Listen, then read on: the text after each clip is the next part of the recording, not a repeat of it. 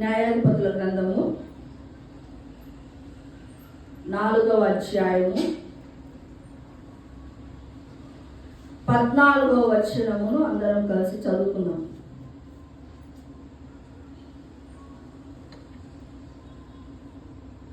Deborah, లెమ్ము, యెహోవా సీసెరాను నీ చేతికి అప్పగించిన దినం ఇదే, యెహోవా నీకు ముందుగా బయలుదేరును కదా అని బారాకుతో చెప్పినప్పుడు బారాకు ఆ 10,000 మంది మనుషులను వెంటబట్టుకొని తాబోరు కొండ మీదికి దిగి వచ్చెను. ప్రార్థన చేస్తున్న వాక్యం ఇది. స్తోత్రం నాయన, పరిశుద్ధుడా, మహోన్నతుడా, మహిమగల రాజా, నీకు వందనాలు తండ్రి.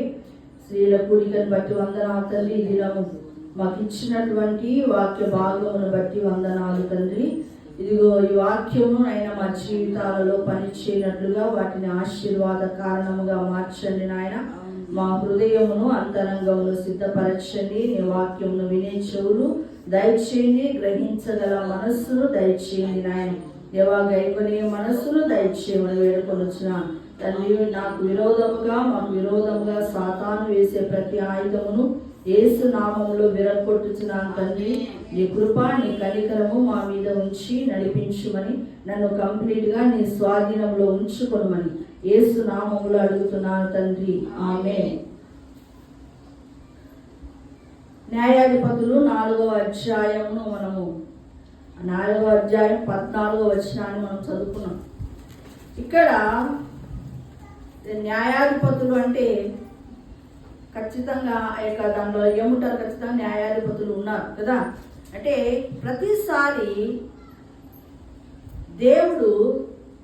దేవునికి విరోధంగా సాతాను ఏ విధంగా లేస్తూ వస్తున్నాడో, సాతాను ఎప్పుడు కూడా దేవునికి విరోధంగా లేస్తూ వస్తున్నాడు. అలాగే సాతాను ప్రజలలో ఏం చేస్తున్నాడంటే దూరి దేవునికి విరోధముగా వాళ్ళ మీద ప్రభావితము చూపి దేవునికి విరోధంగా లేచేటట్లుగా చేస్తూ ఉన్నాడు. అంటే నేను ఒక్కటే పాడు కాకూడదు, నా ద్వారా ఇంకా నాకు ఒక జనాంగం ఉండాలని వాడు సాతాను నిరంతరము ఏదో ఒకటి చేస్తానే ఉంటాడు. ఆ రీతిగా ఇశ్రాయేలీయుల మీద, దేవుని ప్రజల మీద ఎప్పుడు ఏదో ఒక రూపంలో సాతాను దాడి జరగడము, వారు దేవునికి అవిధేయత చూపడము, మళ్ళా దేవుడికి కోపం వచ్చేటట్లు చేయడం, వాళ్ళ క్రియలు బాగలేక, వాళ్ళ ప్రవర్తన బాగలేక, విగ్రహారాధన చేస్తూ, వ్యభిచారాలు చేస్తూ, ఏదో ఒక రూపముల సాతాను చేత ప్రేరేపించబడ్డ వాళ్ళు ఏదో ఒక అవిధేయకరమైన కార్యము చేసినప్పుడు ఏమైపోతుందంటే దేవుడు కోపగించి దేవుని ప్రజలను ఏం చేస్తున్నాడంటే శత్రువుల చేతికి అప్పగించేటట్లు చేయబడతా ఉంది. ఈ న్యాయాధిపతుల గ్రంథంలో ప్రతిసారి జరిగిన విషయం అదే. ప్రతిసారి ఇశ్రాయేలీయులు ఏం చేస్తారు? దేవునికి అవిధేయకరంగా జీవించడం, దేవుడికి కోపం వచ్చేటట్లు చేయడం. దేవుడు కోపం వచ్చినప్పుడు ఏం చేస్తాడు? వీళ్ళకి బుద్ధి చెప్పాలి, వీళ్ళు తిరిగి జ్ఞానంలోనికి నడిపించాలి, దేవునిలోనికి నడిపించాలని చెప్పి దేవుడు ఏం చేస్తాడంటే మరలా ఏం చేస్తాడు? శత్రువుల చేతికి అప్పగించడం చేస్తాడు. అంటే వాళ్ళ మీద ప్రేమ లేక కాదు, మరలా వాళ్ళు మొరపెట్టినప్పుడు దేవుడు మరలా క్షమించి మరలా మార్గంలోనికి తీసుకొని వెళ్తుంటాడు. ఇలాగే కదా నా జీవితాలలో ఇది రిపీటెడ్గా జరుగుతుంది. ఎలాగా మంచిగా మనకు సమృద్ధి ఉన్నప్పుడు ఏం చేస్తాము? దేవుని కొంచెం పక్కకు పెడతాం. బాగా సంతోషం ఉంది, సమాధానం ఉంది అన్నప్పుడు ఇంకా నాకు బాగుందిలే, పర్వాలేదు, నాకు అన్నీ కూడుకుంటున్నాయి, పర్వాలేదు, ఇప్పుడు అంత దేవునికి ఇంపార్టెన్స్ అవసరం లేదులే అని ప్రతిసారి కూడా మనం కూడా మన జీవితాలలో ఇది రిపీట్ చేస్తూ ఉంటాం. దేవుడు ఎందుకు మనకి ఇది రాయించి పెట్టాడంటే మీరు ఈ విధంగా మీ జీవిత కాలంలో ఎప్పుడూ అవిధేయులుగానే ఉంటారు. ఎక్కువ భాగం అంటే అందరూ ఏముండరు, పౌలు అలా లేడు, ఎక్కువ భాగం ఉంటారు. మరలా మీరు తన్నులు తిని మరలా నా దగ్గరకు వస్తూ ఉంటారు అని చెప్పడానికే ఇక్కడ న్యాయాధిపతుల గ్రంథంలో అనేక సార్లు దేవుడు శత్రువుల చేతికి ఇశ్రాయేలీలను అప్పగించడం జరిగింది. ఆ రీతిగానే న్యాయాధిపతులలో మొట్టమొదటి న్యాయాధిపతి ఎవరంటే కాలేబు తమ్ముడైనటువంటి కనుజు కుమారుడైనటువంటి ఒత్నీయేలు మొదటి న్యాయాధిపతి. అంటే కాలేబు అల్లుడు అని, ఆక్సా భర్త. ఒత్నీయేలు మొట్టమొదటి న్యాయాధిపతి. తర్వాత యెహూదు, తర్వాత షెగ్మరు, 4వ న్యాయాధిపతి దెబోరా. న్యాయాధిపతులలో ఈమె దెబోరా స్త్రీగా ఉండడము చాలా గొప్ప విషయం. అంటే దేవుడికి స్త్రీలు ఎంత ప్రాముఖ్యమో, పురుషులు ఎంత ప్రాముఖ్యమో స్త్రీలు కూడా అంతే ప్రాముఖ్యం అని చెప్పడానికి ఇక్కడ దెబోరాను ప్రవక్తినిగా, న్యాయాధిపతిగా చూపించడము జరిగింది. చూడండి, ఈ 4వ అధ్యాయంలో దెబోరా ఆమె ద్వారా ఒక స్త్రీగా ఆమె తన జీవితంలో నేర్చుకున్నవి, తన జీవితంలో ఇంప్లిమెంట్ చేసినవి తెలుసుకోవడానికి ముందు ఆ యొక్క 4వ అధ్యాయంలో ఏమైతే ఉన్నాయో వాటిని గురించి కొంచెం మనము తెలుసుకుందాం. చూడండి, ఎప్పుడు నేను చెప్పాను కదా, ఇశ్రాయేలీలు ఎప్పుడైతే యెహోవా దృష్టికి దోషులు అవుతారో వారి శత్రువుల చేతికి అప్పగిస్తాడు అని చెప్పాను కదా. అలాగా ఈ కాలంలో అంటే దెబోరా కాలంలో ఏమైందంటే 20 సంవత్సరాలు ఏమైపోయిందంటే దాసత్వానికి అప్పగించాడు దేవుడు. అప్పుడు అంటే ఎవరి చేతికి అప్పగించాడు? కానాను రాజైనటువంటి యాబీను చేతికి అప్పగించాడు. ఈయన హాసోరులో ఉంటాడు. కానాను దేశానికి రాజైనటువంటి యాబీను చేతికి అప్పగించడం జరిగింది. ఈ యాబీనుకి ఒక సైన్యాధిపతి ఉన్నాడు. అతని పేరేంటంటే సిసేరా. అతని పేరేంటి? సిసేరా. ఈయన ఎక్కడ ఉంటాడంటే అన్యుల హషారోతులో ఉంటాడు. అన్యుల హరోషేతులో ఉంటాడు. ఈయన అన్యుల హరోషేతులో ఉంటాడు. చూడండి, ఈయన దగ్గర 900 ఇనుప రథాలు ఉన్నాయన్నమాట. అందువలన ఇతడు బాగా గర్వించి, నా దగ్గర 900 ఇనుప రథాలు ఉన్నాయి, అవే కాకుండా మళ్ళా చాలా ఇనుప రథాలు ఉన్నాయి, మామూలు రథాలు ఉన్నాయి, కాబట్టి నన్ను ఎవరు కూడా ఏమీ ఓడించలేరు, చేయలేరు అని ధైర్యం కలిగి వాడు ఏం చేస్తున్నాడంటే సిసేరా ఇశ్రాయేలీయులను చాలా కష్టపెట్టడం జరిగింది. ఇలా కష్టపెట్టినప్పుడు ఇశ్రాయేలీయులు ఏం చేశారంటే దేవునికి మొరపెట్టింటే దేవుడు ఆ సమయములో దెబోరాను లేపడం జరిగింది. అవును, ఏ పురుషున్నో లేపొచ్చు కదా. ఇంతకు ముందేమో ఒత్నీయేలును లేపాడు, యెహూదును లేపాడు, షెక్మరును లేపాడు కదా. 4వ వ్యక్తిగా దెబోరాను లేపడం జరిగింది. అంటే దెబోరా ఈమె లప్పీదోతు భార్య అన్నమాట. ఈమె ఎవరు భార్య? లప్పీదోతు భార్య. ఈమె ఆ యొక్క ప్రవక్తినిగా, న్యాయాధిపతిగా ఉంది. ఎలా ఉంది? ప్రవక్తిని, ఆమె న్యాయాధిపతి, 2 పోస్టులను ఆమె చేస్తూ ఉంది. చూడండి, ఒక స్త్రీ ప్రవక్తినిగా ఉంది, న్యాయాధిపతిగా ఉంది. చూడండి, ఈమె ఎక్కడ ఉండేదంటే ఎఫ్రాయిము మన్యములో బేతేలుకు రామాకు 2 ఊర్లకు మధ్యలో సరళ వృక్షం అని ఉంది.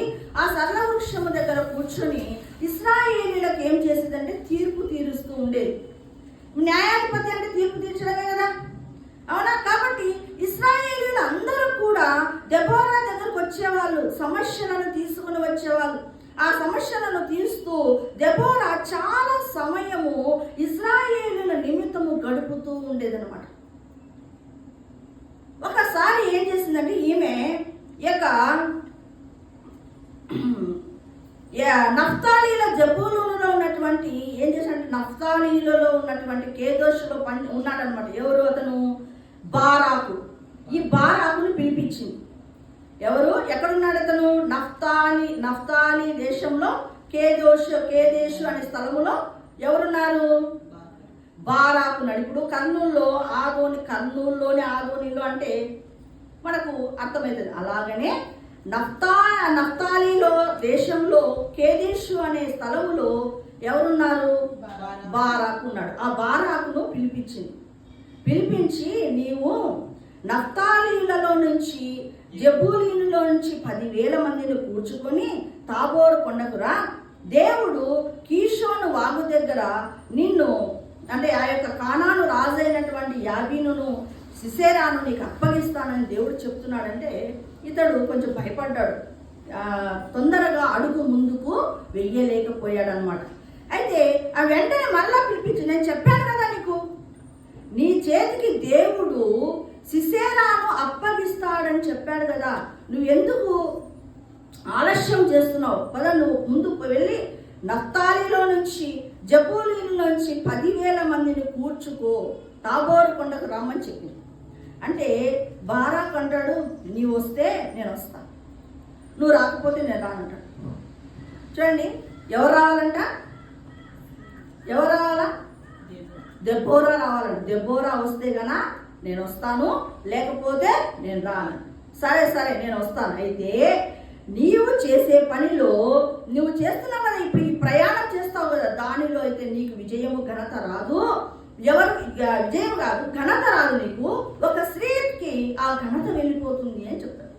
సరే అని చెప్పి ఇద్దరు సైన్యమును 10,000 మంది సైన్యమును తీసుకుని తాబోరు కొండకు వెళ్తారు. తాబోరు కొండకు బారాకు వచ్చాడు అని తెలియగానే ఈ యొక్క సిసేరా తన యొక్క 900 రథములను తీసుకొని కీషోను వాగు దగ్గరకు వచ్చాడు. రాగానే దేవుడు దెబోరాతో మాట్లాడాడు. ఇదిగో, ఈరోజు ఇశ్రాయేలీలకు విజయం కలగజేసే దినం ఇదే, ఈరోజు బయలుదేరి వెళ్ళమని ప్రవక్తిని అయినటువంటి దెబోరాకు చెప్తే, దెబోరా బారాకుతో చెప్పింది, ఇదిగో ఈరోజు నీకు విజయం వస్తుంది, మనకు విజయం ఖచ్చితంగా వస్తుంది, కాబట్టి మనమందరం బయలుదేరి వెళ్దాం.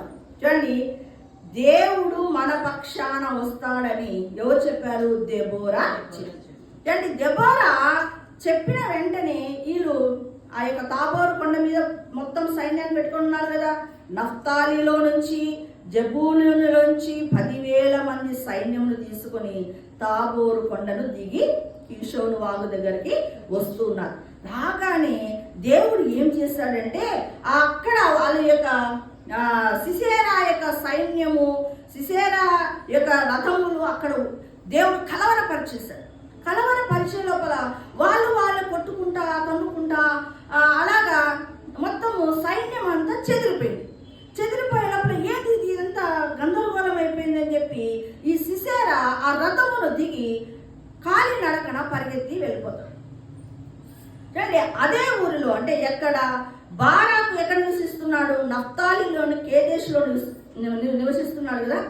ఈ ప్రాంతంలోనే ఈ యొక్క యాబీను ఎవరు? కానానీయుడు కదా. ఈ కానాను వంశంలోనే ఒకరు ఉన్నారన్నమాట, హెబెరు అని. ఈ హెబెరు కానానీయుడైనట్టు అయినప్పటికీ కూడా ఏం చేసినాడంటే, అతడు కానానీయుల నుంచి దూరంగా వెళ్ళిపోయి ఈ యొక్క బారాకు ఉండే స్థలములో కేదేశులో ఏం చేశాడంటే నివాసమును ఏర్పరచుకున్నాడు. ఎక్కడ ఏర్పరచుకున్నాడు? ఈ హెబెరు అనే అతను ఎక్కడ ఏర్పరచుకున్నాడు స్థలాన్ని? కేదేశులో ఏర్పరచుకున్నాడు. అర్థమవుతుందా మీకు?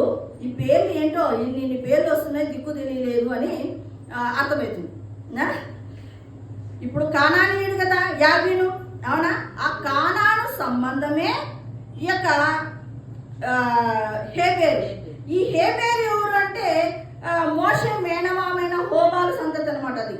కాబట్టి ఇతను ఏం చేశాడు? కానానీయుల నుంచి వేరుపడి తాను గుడారము ఎక్కడ బారాకు ఉండే స్థలములో కేదేశులో గుడారం వేసుకున్నాడు. ఆ గుడారం వేసుకున్నాడు కదా. ఇతనేమనుకున్నాడు? రథమును దిగి పారిపోతున్నాడు కదా. పారిపోతూ మా కానానీయుడే కదా. ఎవరు? హెబెరు మా కానానీయుడే కాబట్టి అతని దగ్గరికి పోతే నేను సేఫ్ సైడ్ అవుతానని చెప్పి ఆ సైడ్కు పరిగెత్తిపోతే అప్పుడు ఆ హెబెరు భార్య పేరు యాయేలు. ఎవరామె? యాయేలు ఏం చేసిందంటే ద్వారపు వాకిటిన నిలబడి పిలుస్తుంది సిసేరాను, నువ్వు ఇక్కడికి వచ్చేసే భయపడకుండా ఇక్కడికి వచ్చేసే అని పిలుస్తుంది. ఓహో, మావాడే కదా. ఈమె ఏమంటుంది?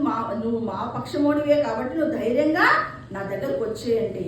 ఈ సిసేరా యాయేలు ఇంటికి వెళ్తాడు. యాయేలు ఇంటికి వెళ్ళగానే ఆమె ఏం చేసిందంటే గొంగలి కప్పేసింది. అతన్ని కప్పేస్తే నాకు చాలా దాహంగా ఉంది, నాకు నీళ్లు తీసుకుని రమ్మని చెప్పింది. సరే అని చెప్పి ఆమె ఏం చేసింది? నీళ్లు తీసుకొని రాకుండా బాగా పాలు తీసుకొని తెచ్చి ఇచ్చింది. ఆ పాలు తాగాడు. చాలా అలసిపోయాడు, యుద్ధములో చాలా అలసిపోయిన వాడే గాఢ నిద్రలోకి వెళ్ళిపోయాడు. మళ్ళీ ఏమని చెప్పాడు? ఎవరైనా నా కోసం వెతుక్కుంటూ వస్తారేమో, ఎవరైనా వస్తే గానా ఇక్కడ లేడని చెప్పు అని చెప్పాడు సిసేరా. చూడండి, ఇక పోయి పండుకున్నాడు. పండుకోవడంలో గాఢ నిద్రలోకి వెళ్ళిపోయాడు. వెంటనే ఈ హేబేరు భార్య అయిన యాయేలు ఏం చేసిందంటే, యాయేలు ఆమె స్త్రీ పేరు అది, ఏం చేసిందంటే ద్వారాలకు ఉండేటువంటి పెద్ద మేకును తీసుకుని పనివాళ్ళు చేసేటటువంటి సుత్తి ఉంటుంది కదా, ఆ సుత్తితో ఏం చేసిందంటే కణతలోకి కొట్టి బాగా బలంగా కొట్టి చంపేసింది. సిసేరాని ఇప్పుడు ఏం చేసింది? చంపేసింది ఎవరు? యాయేలు. యాయేలు ఎవరు? హెబేరు భార్య. హెబేరు ఎవరు? కానానీయుడు. ఈ కానానీయుడు ఒకప్పుడు ఎక్కడ ఉన్నాడు? యాబీను కానానీయుడే కదా, అక్కడ ఉన్నవాడు ఆ కానానీయులతో వేరుపడి వచ్చాడు, పక్కకు వచ్చాడు అనమాట. సరే, ఇప్పుడు సిసేరా చనిపోయాడు. చనిపోయిన తర్వాత ఇప్పుడు కలవరం చెందినారు కదా సైనికులంతా, ఎటు పడితే అట్లా పరిగెత్తుతున్నారు.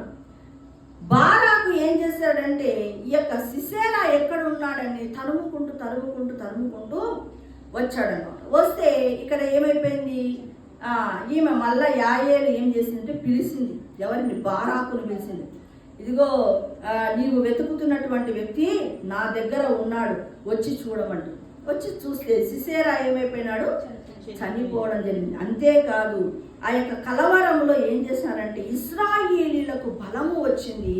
వాళ్ళు అన్యుల హరోషేతు వరకు అందరినీ తరిమి ఒక్కరిని కూడా మిగిలించకుండా, ఒక్కరిని కూడా మిగిలించకుండా మొత్తం చంపబడేశారు. ఎవరిని?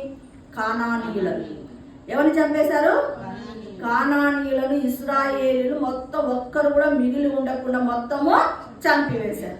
ఇప్పుడు యాబీను రాజు ఒకడు మిగిలిపోయాడు. కాబట్టి ఇశ్రాయేలీలు మాటికి అతని మీదకి దాడి చేస్తూ అతనిని బాగా అణిచివేయడం జరిగింది.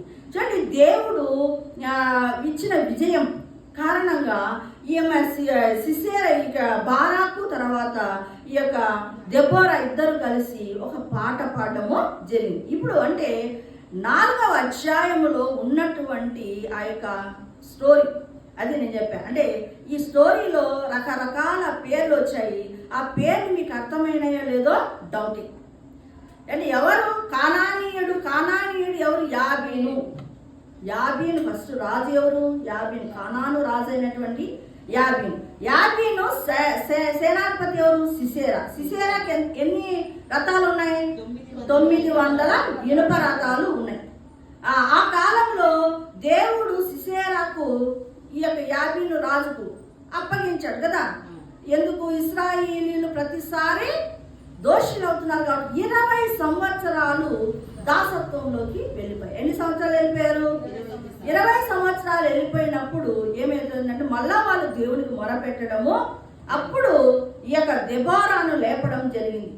ఈ దెబోరా చెప్పిన మాటలను బట్టి దెబోరా ఏం చెప్పిందంటే నఫ్తాలిలో ఉన్నటువంటి కేదేశులో నివసిస్తున్నటువంటి బారాకును పిలిపించింది. ఇదిగో నీవు 10,000 మందిని కూర్చుకో, తాబోరు కొండకు వెళ్ళు, అక్కడ దేవుడు యొక్క సిసేరాను నీకు అప్పగించబోతున్నాడు అని. అప్పుడు బారాకు ఏమన్నాడు? నేను రాను, నువ్వు వస్తే గనా నేను వస్తాను, లేకపోతే రానంటే సరే పద నేను వెళ్తాను. అయితే నీవు చేసే ప్రయాణములో నీకు ఘనత రాదు, ఎందుకంటే నేను చెప్పిన మాటను బట్టి నీవే బయలుదేరి వెళ్ళింటే ఆ ఘనత నీకు వచ్చు. కానీ నువ్వేం చేస్తావు? నన్ను రమ్మని నువ్వు కోరుకున్నావు కాబట్టి ఆ యొక్క ఘనత ఒక స్త్రీ చేతికి ఇవ్వబోతున్నాను అన్నాడు. ఇప్పుడు ఎలాగైతే ఈమె చెప్పిందో దాని ప్రకారంగానే యుద్ధము జరగడము, సిసేరాను తర్వాత అతని ఇనుప రథములను అన్నిటినీ చంపివేయడము జరిగింది. అంతేకాకుండా ఒక్కరు కూడా మిగలేదు. ఇలా జరిగిన తర్వాత ఇది జరిగిన స్టోరీ. ఆ తర్వాత బారాకు తర్వాత దెబోరా ఇద్దరు కలిసి కొత్త కీర్తన పాడడం జరిగింది. అయితే ఈ రోజు మనము స్త్రీల కూడికలో ఒక్కొక్క స్త్రీని గురించి చెప్పుకుంటూ ఉన్నాం. హుల్దాల గురించి పోయినసారి మనం చెప్పుకోవడం జరిగింది కదా. అయితే ప్రవక్తినిగా దెబోరా పిలువబడింది, అవునా? దెబోరా ప్రవక్తిని. నేను చెప్పాను లాస్ట్ టైం కూడా నేను చెప్పాను, ప్రవక్తినిగా పిలువబడిన వారు బైబిల్ గ్రంథంలో కొంతమంది ఉన్నారు. లాస్ట్ టైం చెప్పుకుంది ఎవరి గురించి? హుల్దా కూడా ప్రవక్తినే, అన్న ప్రవక్తిని, యెషయా భార్య ప్రవక్తిని, మిరియాము ప్రవక్తిని, ఇంకా ఇంకెవరున్నారు? ఫిలిప్పు యొక్క 4 కుమార్తెలు ప్రవక్తినిలుగా ఉన్నారు. దాంట్లో దెబోరా కూడా ప్రవక్తిని. చూడండి, దెబోరా ప్రవక్తిని. ఇంకా ఎవరు? న్యాయాధిపతి. చూడండి, ఇక్కడ దెబోరా ఎవరి భార్య? లప్పీదోతు భార్య. లప్పీదోతు అంటే అర్థం ఏంటంటే వెలుగు, దివిటి అని అర్థం. వెలుగు, దివిటి. దివిటి మనము ఇలా పెట్టుకుంటే వెలుగు వస్తుంది, ముందుకు వెళ్తూ ఉంటాం. మనకు వెలుగు ఉందనుకోండి, మనకు దారి మార్గము సరళమవుతుంది కదా. కాబట్టి దెబోరా దీన్ని బట్టి భర్త యొక్క అడుగు జాడల్లో ఆమె నడిచినటువంటి స్త్రీగా మనకు కనబడుతుంది.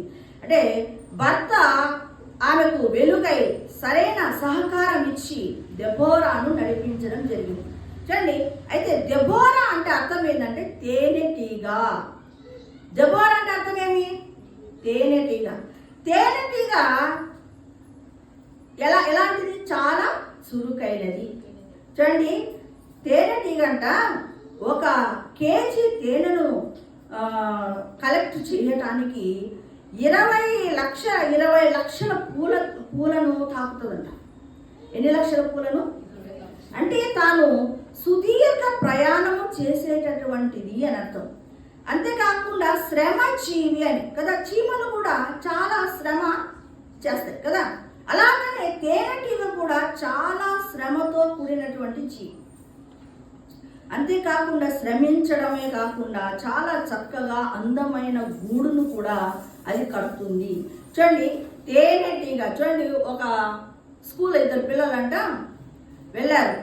అడవి అంటే కొండ ప్రాంతాల్లో ఉంటారు కదా, తేనె కోసం పోతారు కదా పిల్లలు. చాలా మటుకు అలా పోతుంటారు. పోతుంటే వాడు అన్నాడట, అబ్బా ఇక్కడ తేనె పట్టుందిరా, అబ్బాబ్బా ఏం కట్టుకుందిరా అది, తేనె ఎంత అందంగా ఉందిరా అని పొగుడుతూ ఉన్నాడంట. దాన్ని చూసి అబ్బాబ్బా అబ్బాబ్బా అంటున్నాడంట. తేనె అది తుట్టని ఎలా కట్టింది చూడు, ఎంత అందం కట్టింది చూడు అని ఎలాగో పొగుడుతూ ఉన్నాడు. అయితే ఆ పక్కన ఉన్నటువంటి ఇంకొక స్టూడెంట్ ఏమన్నాడంటే, మెల్లగా అడుగులు ముందుకు వేసి ఆ చెట్టుకి మెల్లగా దాన్ని కోసి దాన్ని తీసుకొని తిని దాని మధురాన్ని అనుభవించాడట. అంటే ఇక్కడ ఏంటంటే తేనెను చూస్తే మనకు దాని యొక్క రుచి తెలియదు. ఎప్పుడైతే దాని దగ్గరికి వెళ్ళి దాన్ని కోసుకొని తిన్నప్పుడు దాని మధురము తెలుస్తుంది. చూడండి, అలాగే 119వ కీర్తన 103వ వచనంలో ఏముందంటే, నీ వాక్యములు ఉంది చూడండి, నా జిహ్వకు మధురములు అని ఉంది. నీ వాక్యములు నా జిహ్వకు ఎంతో మధురములు, అవి నా నోటికి తేనె కంటే తీపిగా. వాక్యము ఎలా ఉందంట?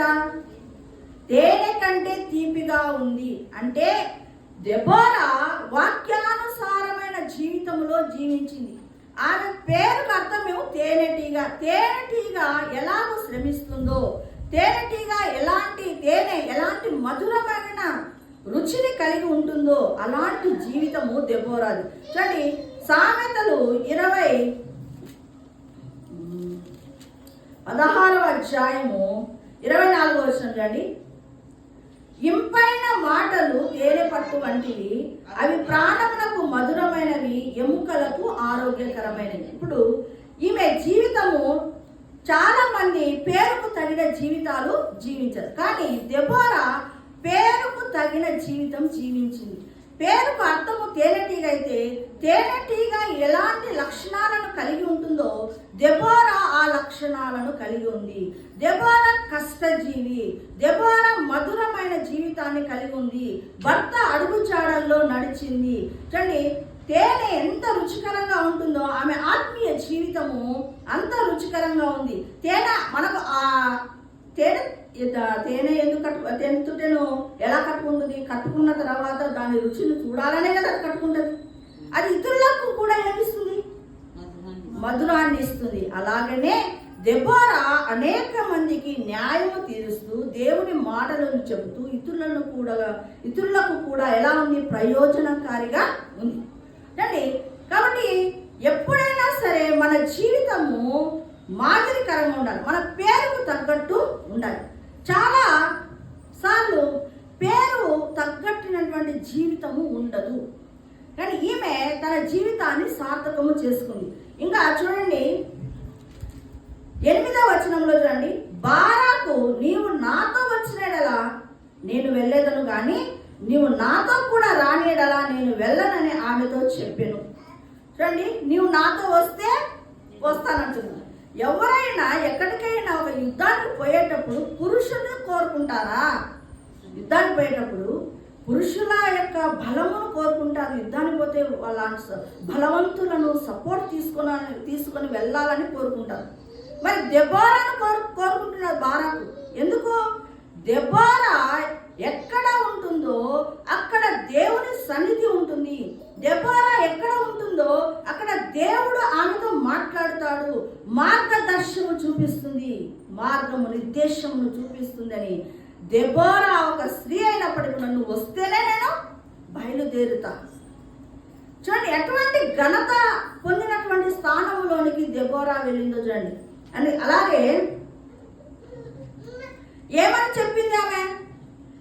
9వ వచనంలో యెహోవా ఒక స్త్రీ చేతికి సిసేరాను అప్పగించనని చెప్పి తాను లేచి బారాకుతో కూడా కెదేషునకు వెళ్ళింది. ముందుగానే భవిష్యత్తును గురించి చెప్తూ ఉంది. అవునా? దెబోరా ఏం చెప్తూ ఉంది? ఒక స్త్రీ చేతికి సిసేరాను అప్పగిస్తాడు దేవుడు.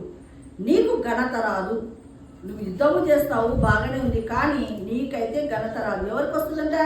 ఒక స్త్రీ చేతికి అప్పగిస్తాడు. కాబట్టి నువ్వు ఈ ప్రయాణం వల్ల నీ ఘనత వస్తుందని నువ్వేం అనుకోవాల్సిన పని లేదు. చెప్పినట్టుగానే దెబోరా ఏ ప్రవచనము చెప్పిందో ఆ ప్రవచనము నిక్కచ్చిగా నెరవేరడం జరిగింది. అంతే కదా? యాయేలు ఎవరు? ఒక స్త్రీ.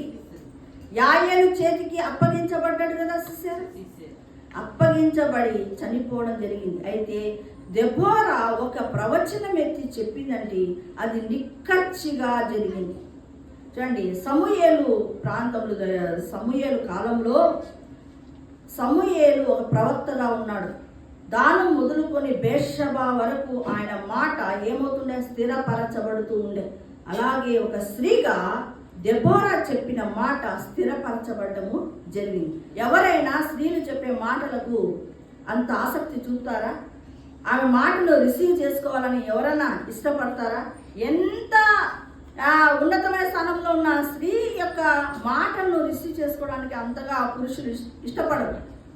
అలాంటిది పురుషుడు ఏమంటున్నాడు? నీవు వస్తే నేను బయలుదేరతా. అటువంటి ఉన్నతమైన స్థానంలోకి వెళ్ళింది. ఎందుకంటే దెబోరా రామాకు బేతేలుకు మధ్య న్యాయాధిపతిగా కూర్చున్నప్పుడు ఆమె చేస్తున్నటువంటి ఆ యొక్క న్యాయము తీర్పులు ఇస్తున్నప్పుడు అవి నిక్కచ్చిగా ఉండడం వలన ఆ గౌరవం అనేది దెబోరాకు రావడము జరిగిందన్నమాట. చూడండి, ఇంకోటి 14వ వచనంలో చూడండి, దెబోరా లెమ్మో, యెహోవా సిసేరాను నీ చేతికి అప్పగించిన దినం ఇదే, యెహోవా నీకు ముందుగా బయలుదేరును కదా. చూడండి, వచ్చినారు, తాబోరు కొండ దగ్గరికి వచ్చారు కదా. తాబోరు కొండ నుంచి వచ్చారు, అలా వెయిటింగ్ చేస్తూ ఉన్నారు. అంత లోపలనే ఈ యొక్క సిసేరా తన సైన్యాన్ని తీసుకొని కీషోను వాగు దగ్గర వెయిటింగ్ చేస్తున్నాడు. వెంటనే దేవుడు సిసేరాతో మాట్లాడాడు. బారాకు ఏదైతే తలంచాడో ఈమె మనతో వస్తే గాన ఏ రోజు ఏమేమి జరిగేది అప్డేట్ సమాచారం ఇస్తుంది, దాని ప్రకారంగా అడుగులు వేస్తే ఖచ్చితంగా విజయం వస్తుంది అని బారాకు నమ్మాడు. ఇప్పుడు ఈమె దెబోరా ఏమంటుంది? ఈరోజే యుద్ధము, ఈరోజే చేయాలి, ఈరోజు ఖచ్చితంగా విజయం వస్తుంది అని నిక్కచ్చిగా చెప్పింది. ఆమె మాటను పట్టుకొని, దేవుడు ఆమెతో మాట్లాడినటువంటి మాటను పట్టుకొని బారాకు బయలుదేరి వెళ్ళాడు. చూడండి, బయలుదేరి వెళ్ళాడు, కానీ బారాకు ఏమైనా యుద్ధం చేశాడా? ఏం చేయలేదు. ఎప్పుడైతే ప్రవక్త ద్వారా దేవుడు మాట్లాడిన మాటకు విధేయత చూపాడు బారాకు, వెంటనే దేవుడు దిగి వచ్చాడు, సైన్యమునంతా కూడా కలవరపరచాడు. దాంతో దిక్కు తెలియక వాళ్ళే కొట్టుకుంటూ అంత గందరగోళము కావడము జరిగింది. ఆ యొక్క దానిలో ఏంటి ఇదంతా, ఏమి ఇలా జరుగుతుంది, అనుకున్నది ఒకటి అయినది ఒకటి అని దిక్కు తెలియక సిసేరా ఇక లాస్ట్కు నేనే చనిపోయే పరిస్థితి వచ్చిందని చెప్పి ఆ యొక్క రథమును దిగి కాలినడకన వెళ్ళిపోవడం జరిగింది. అయితే దేవుడు ఏ రీతిగా అయితే చెప్పాడో ఆ రీతిగానే సిసెరా చంపబడ్డము జరిగింది. స్త్రీ చేతికి అప్పగించబడ్డము జరిగింది. చూడండి 5వ అధ్యాయంలో మొదటి వచనం. ఆ దినమున దెబోరాయు అబీనోయము కుమారుడైన బారాకును ఈ కీర్తన పాడి. ఆ 25వ అధ్యాయంలో ఉండేదంతా కూడా బారాకు తర్వాత దెబోరా కలిసి పాడినటువంటి పాట. ఆ పాట పాడుతూ ఉన్నప్పుడు 7వ వచనం చూడండి. ఇశ్రాయేలీల అధిపతులు లేకపోయి దెబోరాను నేను రాకమునుపు, ఇశ్రాయేల్లో నేను తల్లిగా ఉండక మునుపు వారు లేకపోయేది. చూడండి, ఇశ్రాయేలీలకు ఆమె ఎలా ఉందంట? తల్లిగా ఉంది. ఎలా ఉంది? తల్లిగా ఉంది. తర్వాత ఇంకా ఏంటి? 5వ అధ్యాయము మొదటి వచనంలో ఏంటి? ఒక గాయకురాలుగా ఉంది, గొప్ప కవిగా ఉంది. ఇది దెబోరాను గురించినటువంటి అనేకమైన విషయాలు. దెబోరా ఇప్పుడు ఎవరు? ఒక ప్రవక్తిని, ఒక న్యాయాధిపతి, తర్వాత దిశానిర్దేశము చూపేటటువంటి నాయకురాలు. అవునా? తర్వాత ఇంకేంటి? ఒక కవి, గాయకురాలు, ఇంకా తల్లిగా, ఇశ్రాయేలీలకు తల్లిగా ఉంది. చూడండి, ఇశ్రాయేలులను నడిపించినటువంటి నాయకురాలుగా దెబోరా ఉంది. దెబోరా లప్పీతోతు వెలుగులో, అంటే భర్త యొక్క అడుగు జాడల్లో నడుస్తూ, తన కుటుంబాన్ని కట్టుకుంటూ, తన కుటుంబానికి సమయం ఇస్తూ, తర్వాత ఇశ్రాయేలు దేశానికి సమయం ఇస్తూ, తర్వాత ఇంకేంటి? దేశభక్తి కలిగి, దైవభక్తి కలిగి నడిచినటువంటి స్త్రీ దెబోరా. ఆమె దైవభక్తి ఉందా లేదండి? ఉంది కాబట్టి కదా యుద్ధానికి బయలుదేరింటే ఆమె కూడా బయలుదేరింది. అమ్మో నాకెందుకు వచ్చిందిలే, ఆ యొక్క యుద్ధంలో నేను ఎక్కడ చనిపోతాను అనుకోలేదామె. దేశభక్తి కలిగి, బాగా దైవభక్తిని కలిగినటువంటి స్త్రీ దెబోరా. కాబట్టి దెబోరా ఒక స్త్రీ, మనలాంటి ఒక స్త్రీ. ఆమె ఎలాంటి భక్తిని కట్టించాడు. మనమైతే ఇంటి పనులు చేసుకుంటే దైవభక్తి ఉండదు, దైవభక్తి కడుతూ ఉంటే ఇంటిని సరైన బ్యాలెన్స్ చేయి. రెండింటిని చక్కగా బ్యాలెన్స్ చేసింది దెబోరా కదా. చక్కగా ఇంటిని, భర్తను సంతోషపరుస్తూనే, దేశానికి కావలసినటువంటి న్యాయాధిపతిగా ఉంటూ తీర్పులు తీరుస్తూనే, తన వ్యక్తిగతమైన భక్తిని కట్టుకుంటూ ప్రవక్తగా నిలబడినటువంటి స్త్రీ దెబోరా. మరి మనము స్త్రీలమే కదా, మనము ఏం చేస్తున్నాము? ఇంటికి ఇస్తే సమయము దేవునికి ఇయ్యం, దేవునికి ఇస్తే సమయము ఇంటికి ఇయ్యం, లేకపోతే దేశానికి అసలే ఇయ్యం. దేశం గురించిన ఆలోచన చేస్తాము మనము? దేశం గురించిన ఆలోచన కదా, మన ఇంటి సమస్యలే మనం చుట్టుకొని ఉన్నాయి. కానీ దెబోరా చూడండి ఎంత చక్కగా అన్నిటినీ బ్యాలెన్స్ చేస్తుంది. దేవుని దగ్గరికి వెళ్తే అన్ని సవ్యంగా జరిగిపోతాయి. కాబట్టి ఫస్ట్ దేవునికి ప్రియారిటీ ఇచ్చింది. అసలు దెబోరాను ఫస్ట్ న్యాయాధిపతి అన్నారా, ప్రవక్తిని అన్నారా? చెప్పండి, ఏమన్నారు? ప్రవక్తిని. ఆమె న్యాయాధిపతి కంటే ముందుగా ఏమై ఉంది? ఆమె ప్రవక్తినిగా ఉంది. అంటే ఫస్ట్ భక్తి కట్టింది బాగా. కాబట్టి మనము స్త్రీలమైనటువంటి మనము భక్తిని కట్టాలి, అన్నిటినీ చక్కగా బ్యాలెన్స్ చేయాలి, ఇంటిని బ్యాలెన్స్ చేయాలి, దేవుడి దగ్గర ప్రార్థనలో, వాక్యములో బ్యాలెన్స్ చేయాలి. దేశమును గురించి, మన రాష్ట్రమును గురించి, మన యొక్క ప్రాంతమును గురించిన భారము కలిగి ప్రార్థన చేసేటటువంటి స్త్రీలుగా మనము ఉండాలి. మరి దెబోరా గురించి వింటున్నాం. మరి మనము కూడా అటువంటి దైవభక్తి, దేశభక్తిని కలిగి మనము కూడా ఆత్మీయముగా ఉన్నత మెట్టులో ఉండాలి. చూడండి, దెబోరా మాటలంట ఎలాంటివి? ఇంపైనవి. చూడండి, సామెతలు 16:24లో ఏముంది? ఇంపైన మాటలు తేనె పట్టు వంటివి అంట. ఇంపైన మాటలు ఏంటివి? అవి ఏం చేస్తాయంట? ప్రాణానికేమో మధురం అంట, ఎముకలకేమో ఆరోగ్యం. ఎప్పుడు మనం అనే మాటలు ఏంటి తెలుసా?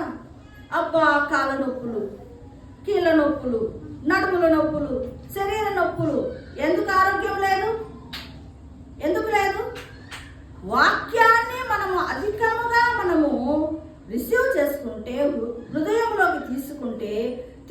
తెలియకుండానే మన ఎముకలకు సత్తువ వస్తుంది, మన ఎముకలకు ఆరోగ్యం వస్తుంది.